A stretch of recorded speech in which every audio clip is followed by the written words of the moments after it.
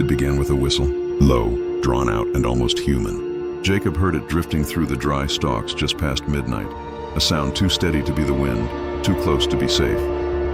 The cornfield shifted under a pale moon, whispering like skin brushing against skin. He froze by the fence, one hand gripping the flashlight, the other clenching the wooden rail so tight it cracked.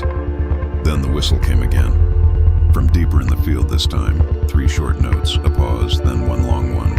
Almost like a call. "Beth," he whispered, voice barely leaving his lips. No answer. Only the soft rustle of stalks bending, parting. He could hear footsteps, slow, deliberate, moving toward him from somewhere inside the corn. When his flashlight flickered, he thought he saw a figure standing between the rows, head tilted unnaturally to one side.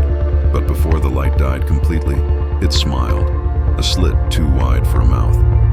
Jacob was never afraid of his family farm until that night. The old farmhouse had stood for 3 generations, built by hands roughened from plow and prayer. The land had been good to them once, back when his grandfather was alive, before the soil began to turn sour, before the crop started dying in strange patterns that no fertilizer could fix. He came back to the farm after his father's funeral, mostly to sell it. The bank wanted to foreclose, and the nearest town had long stopped calling him a local. But stepping inside the house felt like stepping into a grave that still remembered him.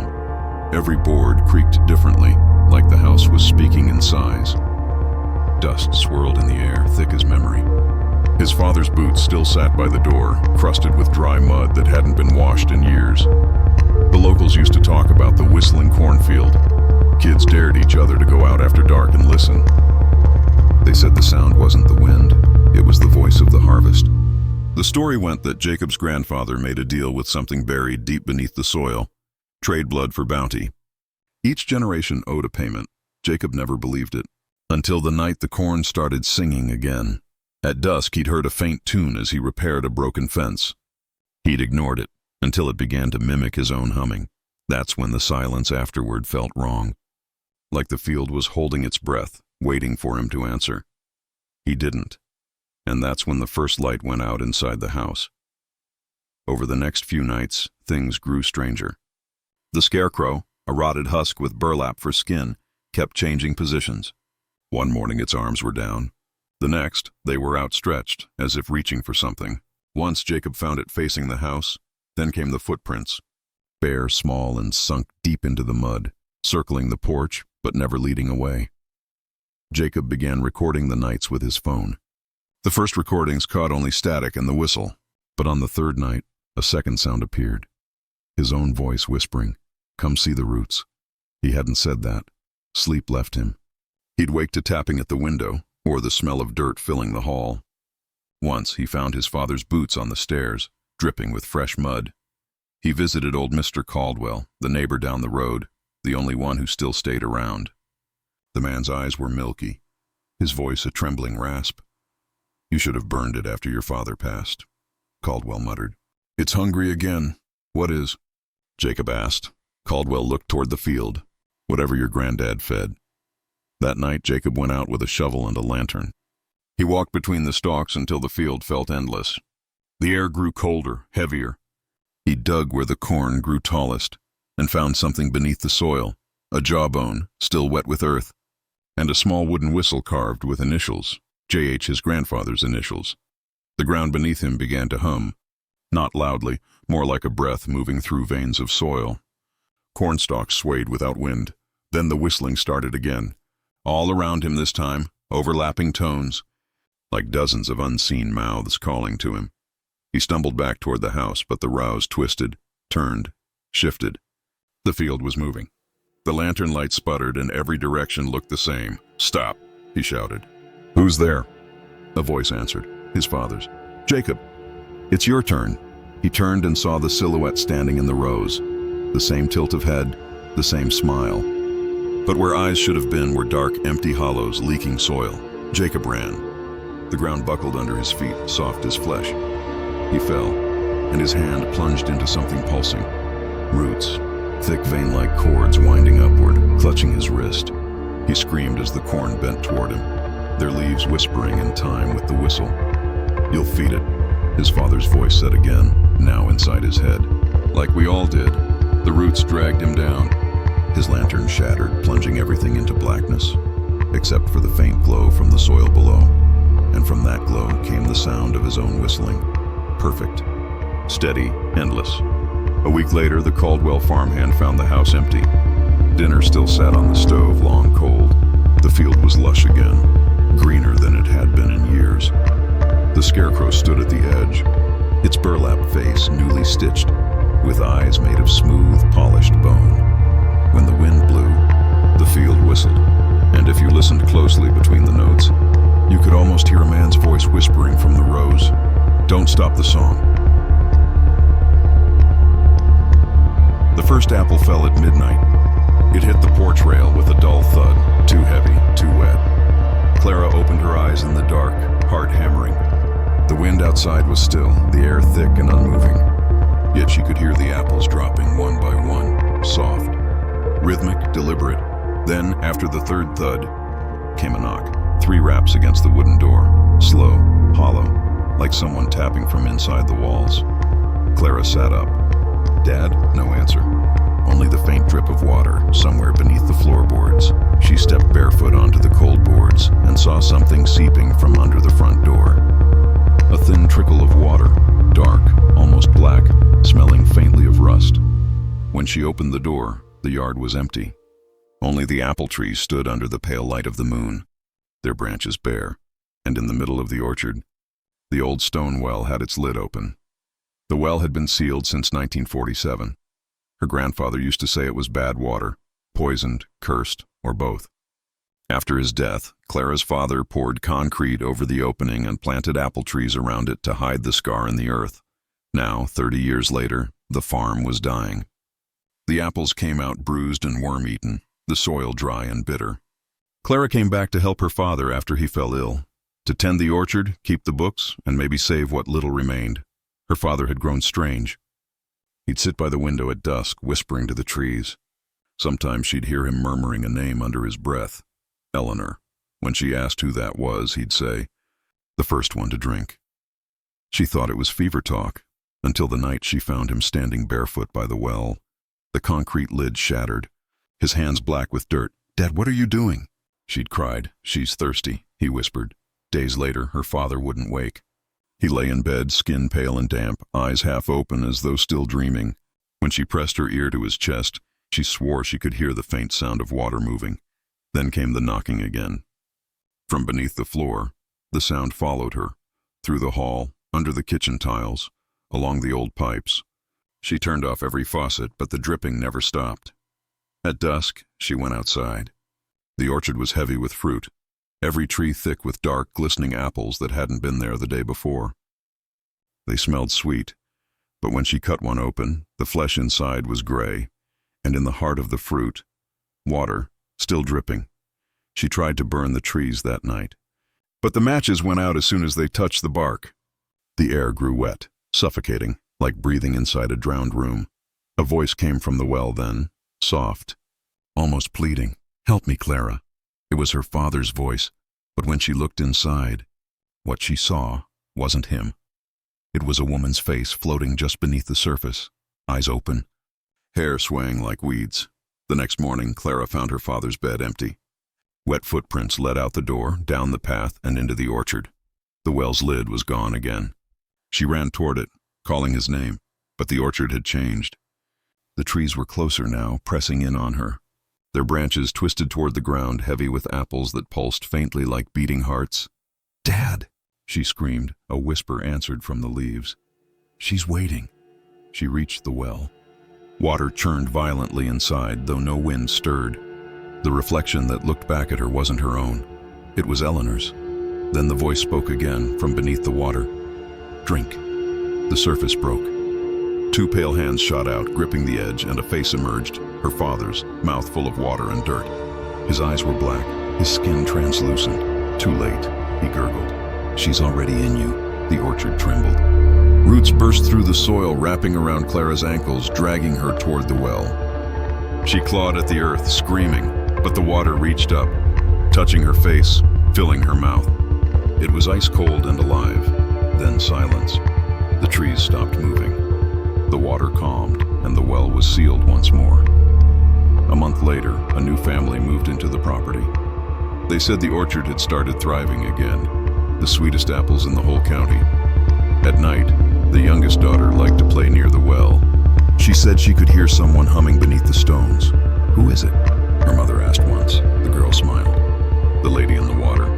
She says she lives in the roots." That evening, one apple fell from the tree beside the well, and when it hit the ground, it bled. The sound came every night at 2:17, a long, slow exhale from the barn, as if the building itself were alive and tired of holding its breath.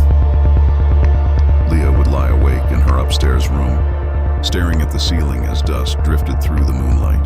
Then it would come, the creak of old wood bending, followed by a soft shh, drawn out, like lungs pushing air through splintered ribs. The first time, she thought it was wind. The second, animals.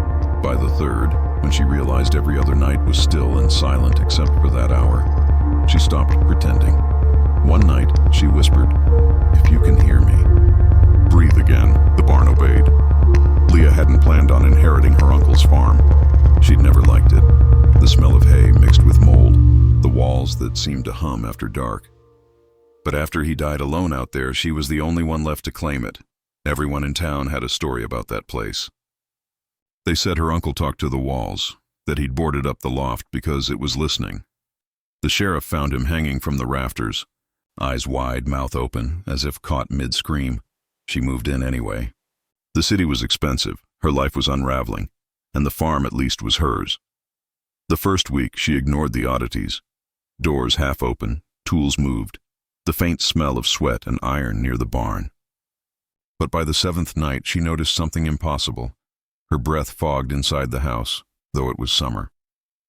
And every window pointed toward the barn, as if the whole house leaned in to watch it. That's when she heard the first exhale. Leah tried to rationalize. Maybe the barn's foundation was cracking. Maybe air trapped inside was shifting with the night heat. But then she found the marks, dozens of them carved into the inside of the barn door. Deep gouges, vertical uniform, almost like tally marks. She counted them, 317, the same number as the day her uncle bought the property. Each night she heard the barn inhale, a groaning intake that made the rafters tremble. The animals refused to go near it. The horse would scream when led past the gate, and the dog sat at the porch whining, eyes fixed on the dark shape in the distance. She started dreaming of the loft. In her sleep, she climbed the ladder, step by step, until she reached the boarded door at the top. Each dream ended the same way, a whisper right against her ear, "Let me out." By the 10th night, the boards were loose. She hadn't touched them. Leah found her uncle's journal in a drawer in the house, half-burned and water-stained. One entry remained legible.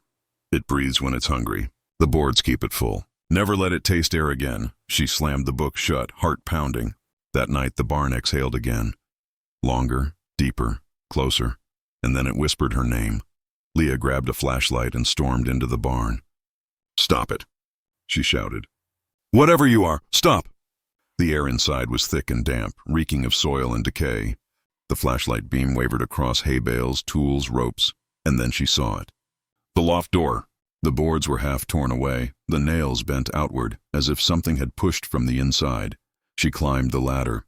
Each rung groaned like it didn't want her there. When she reached the top, a low vibration hummed through the walls. "Uncle?" she whispered. The barn inhaled. The sound sucked the air from her lungs. She dropped the flashlight. It clattered below, beam rolling wildly. The boards began to bow, bulging outward.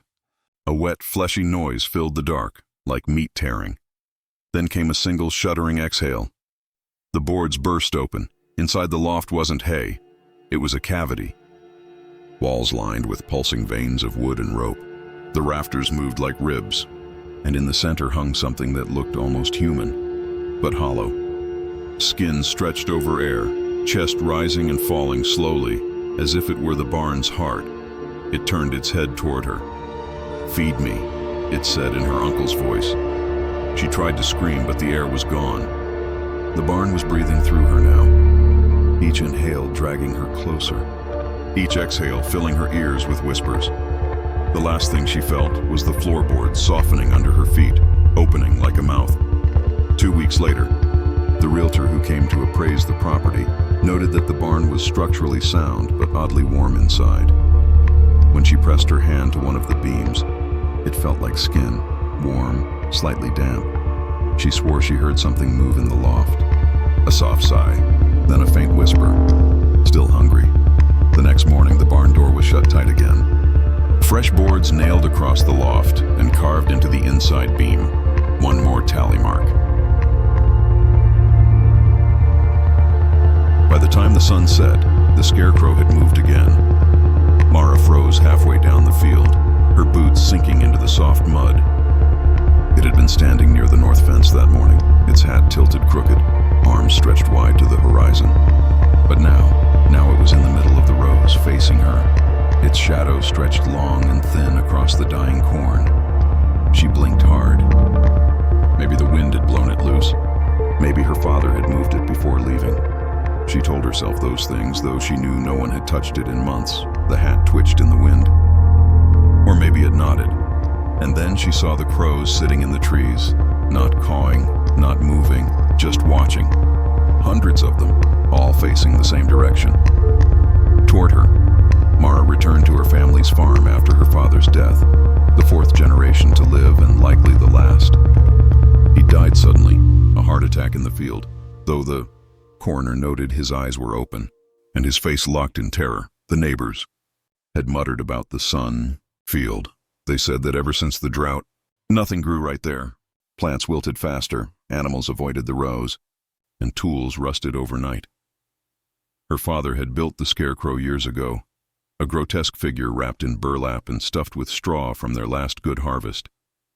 He'd placed it in the sun field, claiming it kept the soil safe. When Mara was a child, she'd been afraid of it, not for how it looked, but because her father spoke to it. Every evening he'd remove his hat, mumble something under his breath and say, "Keep the light off us tonight." She never asked what it meant. Now, the scarecrow stood there again, where it shouldn't be, and the dying sun burned red behind it like an eye. Mara tried to keep busy the next morning. She repaired the fence, fed the chickens, ignored the silence from the field. But each time she looked up from her work, she swore the scarecrow had shifted again. At noon, its head faced east. By evening, it faced west, always following the sun. That night, she dreamed of her father sitting at the kitchen table, his eyes hollow, his voice whispering through cracked lips. "It needs someone to see for it. Mara, don't look away when the light falls." She woke up drenched in sweat, the smell of straw heavy in the air. The kitchen window was open, the curtain moving gently, though there was no wind. Out in the field, the scarecrow was gone. She ran out barefoot into the dark. Her flashlight shook in her hands as she scanned the rows. Empty, then, faintly. She heard it, the sound of straw dragging along dirt. It was behind her. When she turned, the beam caught a figure half hidden in the corn. The scarecrow. Now closer, its hat brushing the leaves. Its head twitched, just slightly, and she heard a whisper escape its burlap mouth. "Sun's not gone yet." Mara stumbled backward, heart hammering. The scarecrow took one step forward, a jerking, puppet-like motion, then another. Its boots squelched into the mud. "Stay back," she screamed. It stopped, then tilted its head toward the setting sun as if waiting.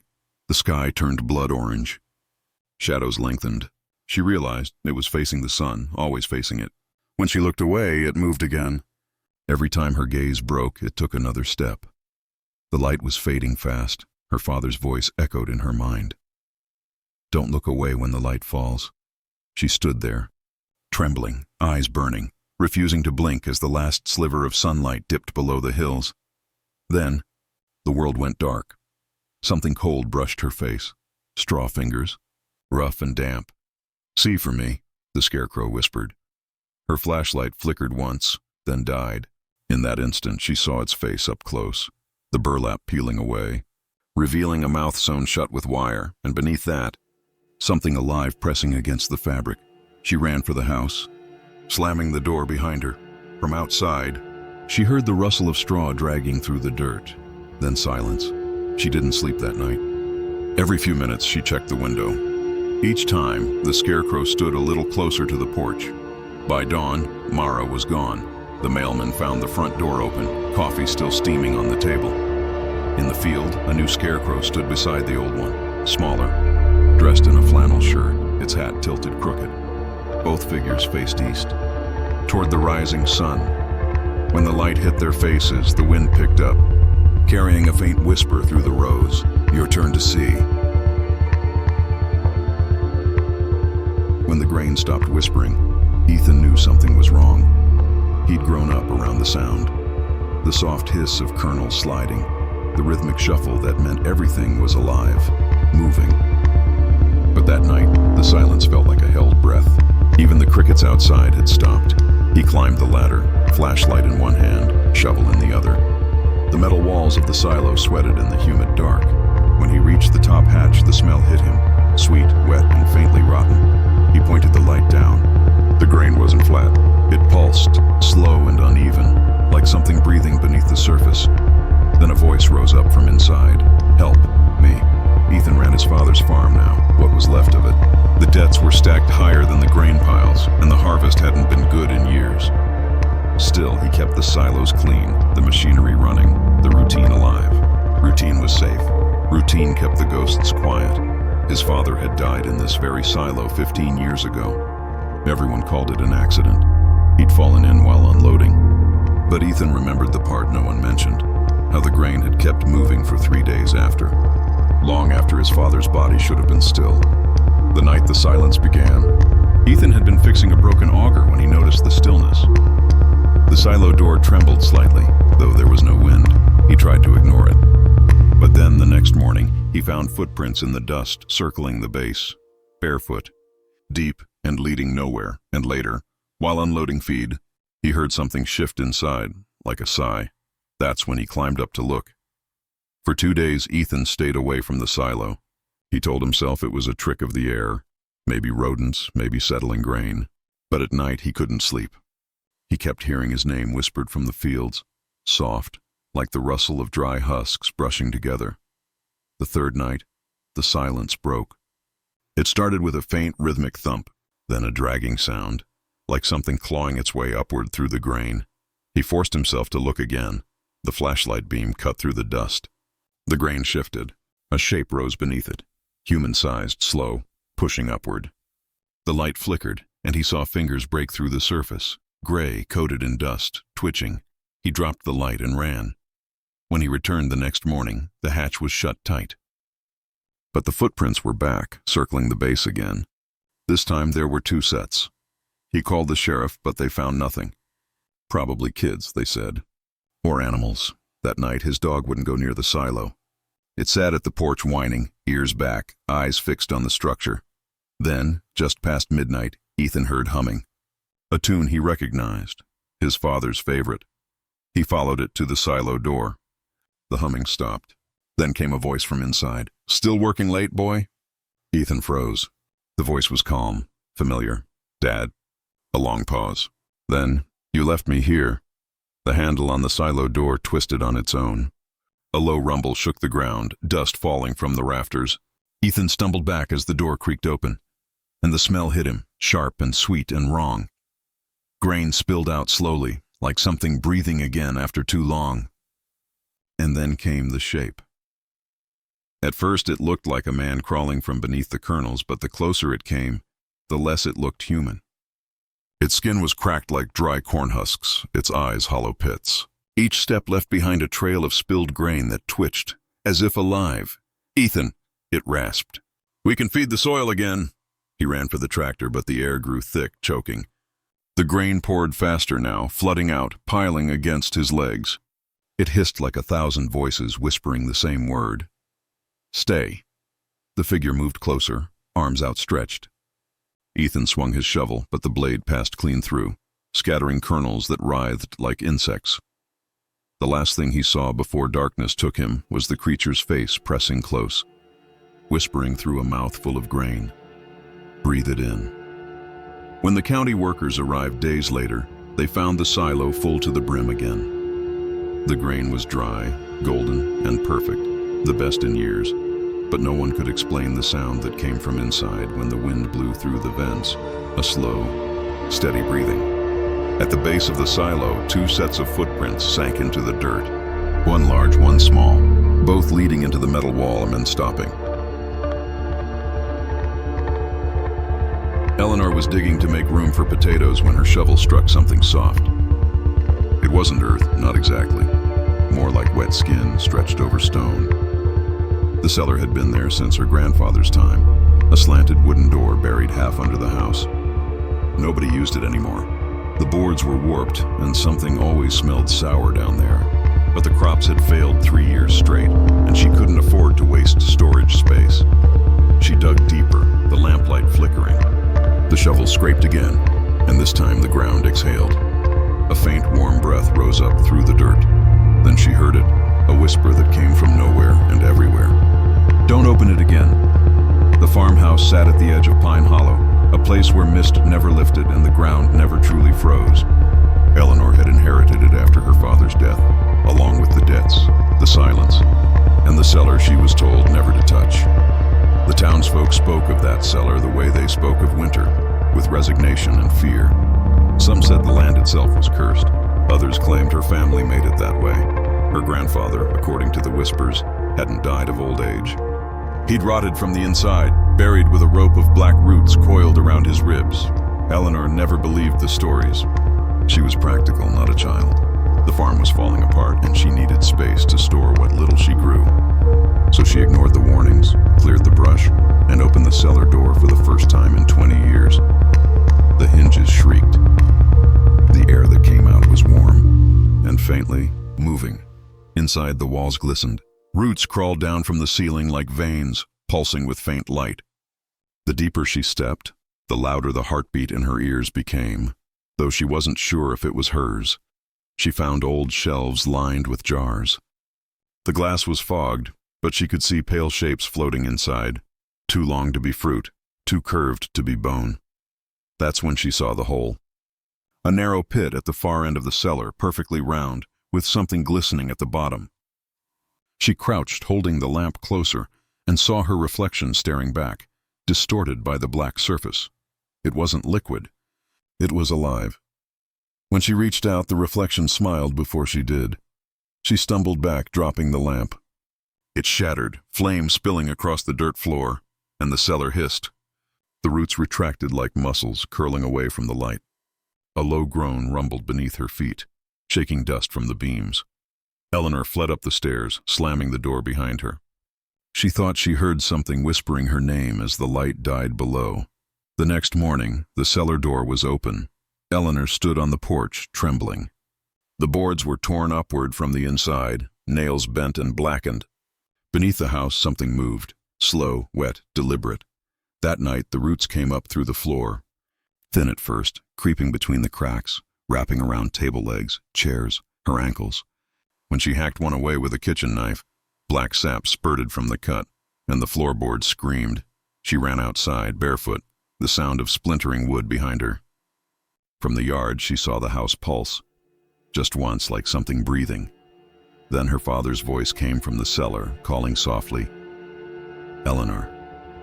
"Help me pull the weeds." She froze. That phrase, he used to say at every harvest. He'd been dead 10 years. The cellar door shifted. A hand emerged, not quite human, skin stretched thin and dark, fingers like roots. It beckoned her closer. The ground trembled again. And from beneath the farmhouse came a deep, rhythmic sound, the steady heartbeat of something buried too long and fed too well. Eleanor fell to her knees as the vines crawled up her legs, whispering in voices that weren't her own. Family feeds the soil. The earth opened. When neighbors came looking days later, they found the farmhouse empty. No sign of Eleanor, just a fresh mound of dirt where the cellar door used to be. In the weeks that followed, the crops in Pine Hollow began to flourish again, richer and greener than anyone remembered. But sometimes, at night, the farmers swore they could hear a woman's voice carried on the wind, soft and wet, rising from beneath the roots. Keep feeding it. And if you dug too deep near the old cellar site, the ground would still breathe. The light always came at the same hour, just before dawn, when the sky was still black. and the frost made the fields look like glass. Sam Crenshaw first saw it from his window, a single lantern swinging slowly through the fog, moving across the far end of Hollow Field. No footsteps, no sound, just the steady rhythm of that faint orange glow swaying side to side, like something searching. He thought it was a trespasser, until he noticed the light never cast a shadow.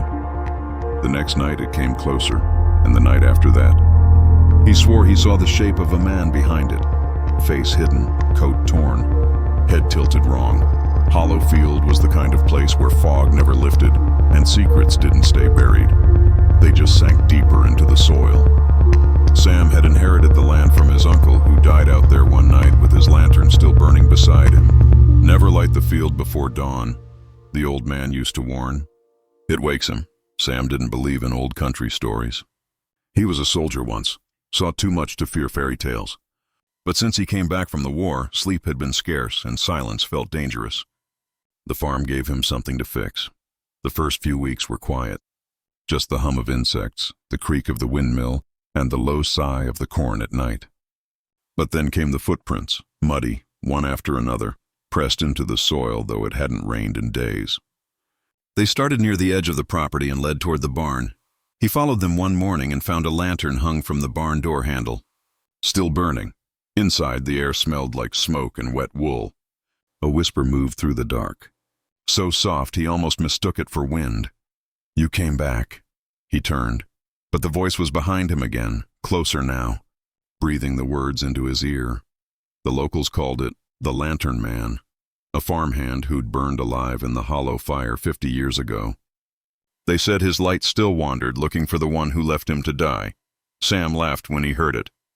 But each night the glow appeared again, sometimes far out by the fence line, sometimes just beyond the window.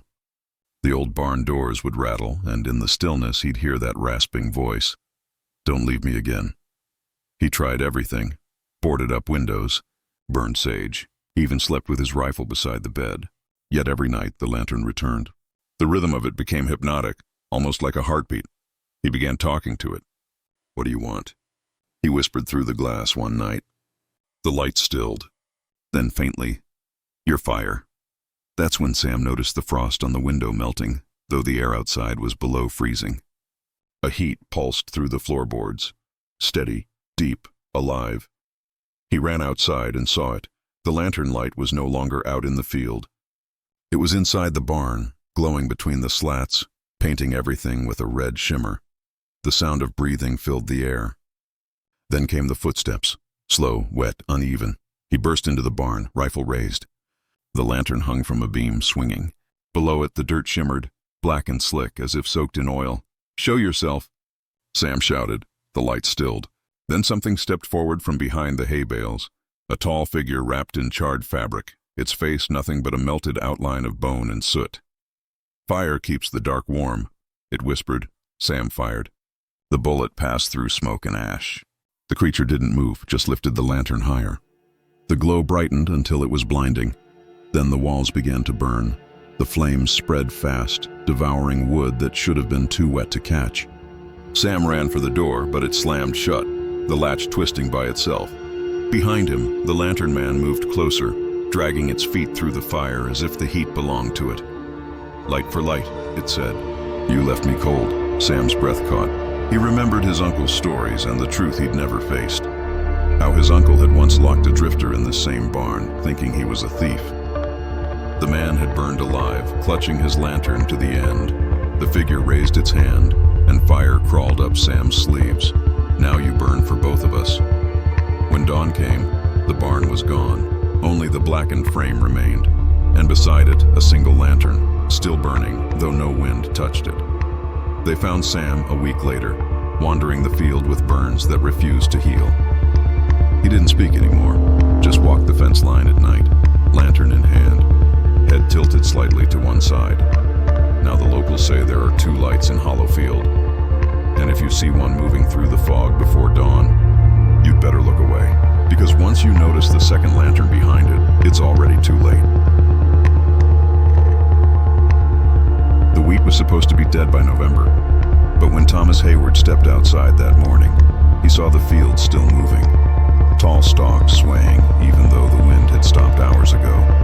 He watched from the porch, heart heavy.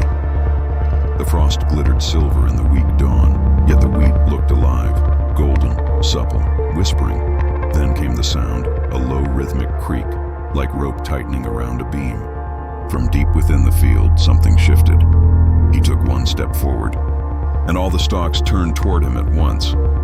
The Hayward farm stood alone on the northern edge of Gray County, miles from any neighbor, surrounded by nothing but winter fields and skeletal trees. Thomas and his wife, Elsie, had struggled to keep it alive since the drought. This was supposed to be their last harvest before selling. The wheat had grown strange that year, faster, fuller, almost too perfect. Elsie said it didn't even need watering. It drank from the ground. Every night Thomas would hear faint rustling outside their window, even when the air was still. At first he thought it was deer. Then he noticed the wheat bending toward the house, inch by inch, as if crawling closer. One evening, he found Elsie standing barefoot in the field, her nightgown soaked in dew, staring blankly into the rows. "Elsie?" She turned slowly, her voice soft, distant. "They're almost ready to speak." He dragged her back inside. She didn't resist. By mid-December, the wheat had overgrown the fences. Thomas tried cutting it down, but the blades dulled fast. The stalks were tough, almost fibrous, bleeding a dark sap when sliced. The next morning, the cut stalks stood upright again. Elsie stopped eating. She'd sit by the window all day, humming something low and tuneless, eyes fixed on the field. Sometimes Thomas caught her whispering to it. "They've been waiting for you," she said once. "It needs a keeper." He tried burning a patch. The fire spread fast, roaring, but when it died down, the wheat was untouched. Only the soil beneath it blackened, cracked like dried skin. That night, Thomas heard voices. Whispers carried through the vents, through the floorboards, through his dreams. "Feed us. Remember." He woke drenched in sweat and found dirt under his fingernails. His boots by the door were wet with mud, though he hadn't stepped outside. Then Elsie was gone. He searched until dawn, shouting her name into the fog. The only reply came from the wheat itself, a sighing, rustling wave, like hundreds of hands brushing together. When he reached the middle of the field, he found her dress folded neatly on the ground. Beneath it, the earth was breathing. The next night, Thomas stayed awake with the shotgun across his lap. He kept the lantern burning, but around midnight it flickered and went out, smothered by a sudden gust that came from nowhere. Outside, the wheat glowed faintly, golden light pulsing beneath the frost. Then, from the darkness, shapes began to rise, human outlines woven from stalks and soil, their faces hollow, their eyes filled with black sap. At the center of them stood Elsie. Her skin was pale and veined like parchment, her mouth full of seeds. "Thomas," she whispered. "We belong to the field now." He fired. The blast tore through the air, but the wheat didn't burn and Elsie didn't fall. She only tilted her head as if pitying him. "Don't fight the harvest," she said. "It feeds what you took." The ground split open, roots coiling around his boots, dragging him down. The stalks bent toward him, wrapping around his arms, his throat. He could smell rot beneath the sweetness, old flesh, rain-soaked and forgotten. As he sank, Elsie's face dissolved into the wheat, her voice fading with the wind. "Rest. The field keeps what it grows." When spring came, neighbors noticed the Hayward fields were greener than ever. The wheat grew taller than a man, shimmering gold even in the shade. A few travelers who passed by claimed they saw faces among the stalks at dusk, faint, pale, swaying in rhythm with the wind. And if you walk the edge of Gray County today, you might still hear it, the slow creak of rope, the whisper of harvests that refuse to die, and a voice carried through the wheat saying, "Feed the soil. It remembers." The letter came in the middle of the night, slid under the door with no footsteps, no postmark. "You have inherited the property known as Ash Hollow Farm." Jonas Hill stared at it in disbelief. He hadn't heard that name since childhood. The place where his grandmother had gone mad, where his father refused to return, where the family never spoke of what happened in the barn. The letter trembled in his hand. The ink smelled faintly of smoke. By dawn, curiosity won over fear. He packed his truck and drove back to the hollow he'd been warned never to see again. But when he arrived, the house already had lights on. Ash Hollow was buried deep in the southern valley. Miles of fog, dying pines, lines and soil black as ash. The farmhouse looked untouched by time. Even the rocking chair on the porch still creaked, though there was no wind. Inside, everything felt preserved, too clean, too arranged. Dust lay evenly across the furniture, like someone had painted it there. The air was heavy with old smoke and something sweet, like fruit gone bad. Jonas found a family portrait on the mantel. His grandmother, father, and uncle, all standing stiffly, eyes sunken, smiles painted wrong. Someone had scratched Jonas's own face into the glass, even though he hadn't been born when it was taken. A creak from upstairs made him freeze. He climbed the steps, each groaning like a sigh. The hallway was lined with closed doors, too many for the size of the house. He opened one. Inside was a child's room, untouched. Toys neatly arranged. One of them, a small wooden horse, was rocking by itself. A whisper followed, soft and familiar. "You came back." Jonah. He hadn't told anyone he was coming. The locals didn't speak of the hills. Those who remembered said the land had been bought cheap because nothing grew there. Crops blackened overnight. Animals refused to enter the barn, and people who stayed too long started hearing things. Jonas stayed 3 days before the dreams began. In the first, he saw his grandmother walking through the field, dragging something heavy behind her. In the second, he saw the barn burning, and a figure standing inside, unmoving as the fire rose. He woke to find soot on his hands. Downstairs, the radio turned on by itself, an old hymn, warped and slow. The air smelled like smoke again, stronger now. Then came the knocking, 3 times at the cellar door. He opened it against his better judgment.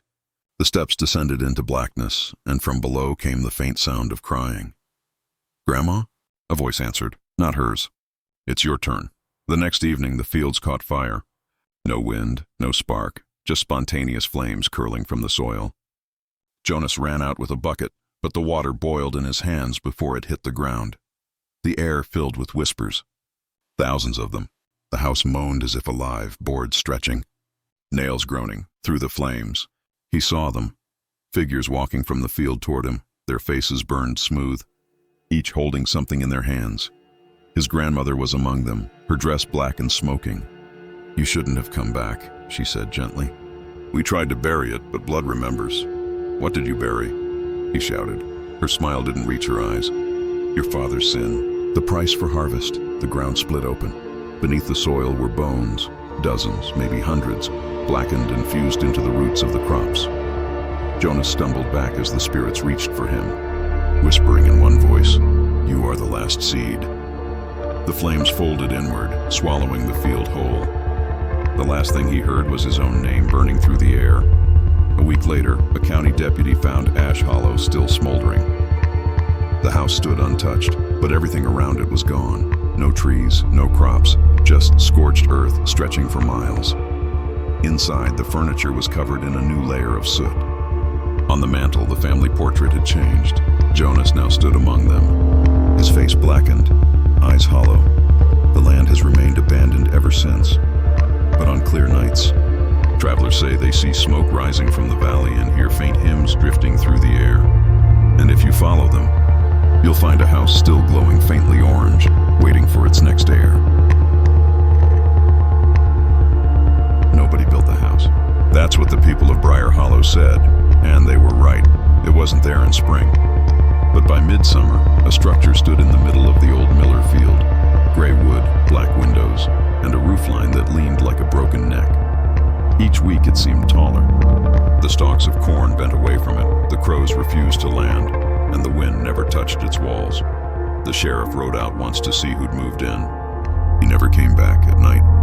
The villagers swore they could see a light in the top window, dim orange, pulsing like breath. The Miller land had been fallow for nearly 30 years, ever since the old man hanged himself in the barn and left a note written in dirt. "It's still hungry." After that, no one bought the property. The soil wouldn't grow a thing. Even weeds came up sickly and gray. So when word spread that a house had appeared, the townsfolk thought it was a joke. Until Jonah Price came home one evening and found footprints in the mud, his wife's, and another pair that were far too large. They led from the road to the edge of the field, then vanished where the new house stood. He followed them at dawn. There were no walls the day before, but now there were windows, a porch, and a faint humming coming from inside. "Elsa?" he called. Something moved behind the glass. A hand. Pale, thin, pressed flat against the pane. "Elsa!" The door opened on its own. The inside smelled of soil and rain. The floorboards were soft, like living bark, and the walls pulsed faintly under his touch. Damp, warm, almost breathing. "Elsa?" His voice cracked. From deeper inside he heard her humming, the lullaby she used to sing when they were young. He followed it down a long, narrow hallway that hadn't been there a second ago. The air grew colder the further he went. He turned a corner and saw her sitting in a rocking chair by a window, back to him, face hidden by her hair. "Elsa, what are you doing here?" She didn't move. He stepped closer. "Elsa?" Her head twitched and a wet creak escaped her throat. "Jonah, I found it." She turned. Her eyes were hollow. Roots trailed down her cheeks like tears, slipping into the cracks of her skin. "The house grew from the field," she whispered. "It's part of it now." "So am I." Jonah stumbled backward. The walls quivered. The floor opened in thin, vein-like cracks, and through them came a deep, slow heartbeat. He ran for the door, but every step forward brought him deeper inside. Hallways stretched, rooms multiplied, corners folded into themselves. The house was rearranging itself. He heard voices from the walls, whispering in 1,000 breaths. "Stay. You belong here too." Jonah found the stairs leading up to the attic, though he didn't remember there being a second floor. The light from above flickered like flame, and beneath it, he saw dozens of faces forming in the wooden beams, eyes and mouths twisting in silent screams. He climbed anyway. At the top stood a door half open, light spilling through the crack. Something inside was breathing. He pushed it open. The attic was filled with soil, rich, dark, and wet. In the center of it grew a tree that wasn't a tree. Its trunk was shaped like a spine, its branches like arms, and from its bark hung bits of cloth, shirts, dresses, boots. "Elsa?" Her voice came from everywhere now. "It needs a caretaker, Jonah. You loved this land once." He tried to run, but roots shot from the floor, wrapping his legs, dragging him into the earth. The soil closed over his chest, his throat, his mouth. The last thing he saw before the dark took him was the house shifting again, growing taller. Another window forming high above, its glass glowing orange from within. Weeks later, travelers passing through Briar Hollow noticed a mansion standing where there had once been a field. Windows on every side, each lit from within. Locals avoided it. The road that led there grew over, and even the air around it smelled wrong. Damp, heavy, full of whispers. At night, if you walk near the edge of the field, you'll see faces in those windows, faint outlines watching. Some say one of them looks like Jonah, and sometimes, when the moon is low and the air is still, the house sighs, a long, contented breath, like something sleeping after a good meal. Nobody built it, but it's still growing.